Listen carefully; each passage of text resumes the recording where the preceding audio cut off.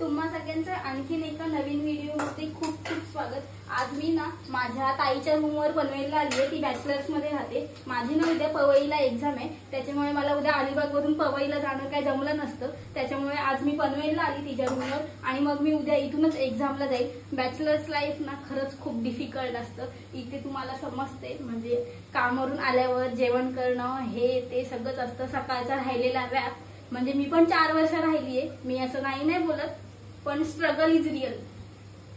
मी 4 वर्ष बाहेर राहून आल्यानंतर आता 2 वर्ष मी अलिबागमध्ये जॉब करते, त्याच्यामुळे हे बॅचलर्स लाईफ मी परत विसरलेली। आज मी तिच्या रूमवर आली ना तर मला खूप आठवण आली साताऱ्याची, मला कॉलेजचे दिवस आठवले। तर मी आज तिला बोलली की आज जेवण तू नको बनवू, आज तू आराम कर, मी आज जेवण बनवते तिच्या रूमवर। आम्ही पण ना कॉलेजला असताना जेवण घरीच बनवायचो। ताई, तू किती वर्षापासून बॅचलर्स राहतेस? मी अप्रॉक्स 4 वर्ष झाले बॅचलर मध्ये राहते। मग तुला काय काय अनुभव आलेत वेगवेगळे, काय सांगशील? अनुभव म्हणजे पहिली गोष्ट, बाहेर राहणं काही सोपं नाहीये। एकट्या मुलीने रूम बघण्यापासून सगळं शिफ्टिंग करण्यापासून गॅस सिलेंडर 4 मजले वरती चढवण्यापर्यंत सगळ्या गोष्टी कराव्या लागतात। 4 वर्षात बरंच काही शिकलीस? खूप काही, 360 डिग्री घुमायला झालं सगळं मला। मी ताईच्या रूमवर येऊन मशरूमची भाजी बनवते, मला खूप छान बनवता येते, त्याच्यामुळे मी तिला बोलली आहे की आज मीच बनवणार आहे।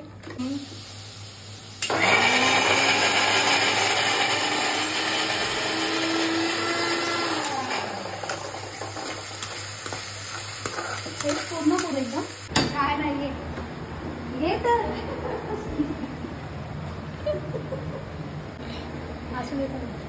संध्याकाळी कामावरून आलो ना की पहिले सगळं आवरायचं असतं। म्हणजे सकाळी राहिलेला कचरा, सकाळी घाई घाईत की आपण कचरा वगैरे काढून जात नाही, तसंच कामावर पळतात। हे खरं स्ट्रगल आहे। आम्ही मगाशी येता ना डीमार्टला गेलो, म्हणजे ह्या दोघींना रूमवरचं सामान पण भरायचं होतं। ही आहे ना माझ्या ताईची रूममेट आहे, रुपाली दीदी। तू घरातून किती वाजता बाहेर पडतेस रोज? सकाळी 7 वाजता बाहेर आणि रात्री 9-9:30 पर्यंत येते। म्हणजे 24 तासातले तू 14 तास बाहेरच असतेस। म्हणजे खरं हे स्ट्रगल आहे।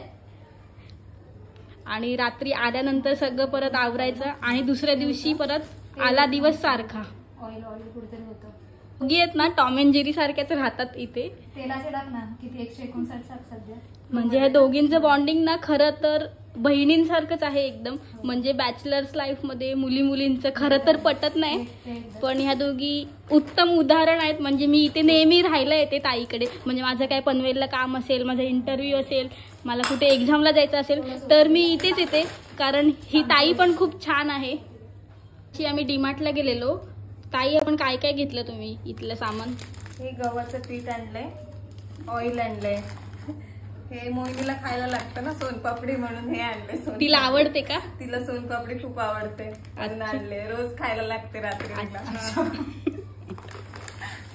ते तांदूळ आणलेत, टिश्यू पेपर आणलेत। आणि हे कशासाठी आणलंय? हे आमच्याकडे फ्राय करण्यासाठी काय नव्हतं ना, म्हणून हे छोटं भांडं आणलंय फोडणी द्यायला। तुम्ही पण कधी बॅचलर्स लाईफ जगलाय का? आणि जर जगला असाल तर तुम्ही काय काय मजा मस्ती केली आहे, तुम्ही हॉस्टेलला कसे राहायचात, मला कमेंट करून नक्की सांगा। आणि व्हिडिओ आवडला तर लाईक, शेअर आणि सबस्क्राईब करा।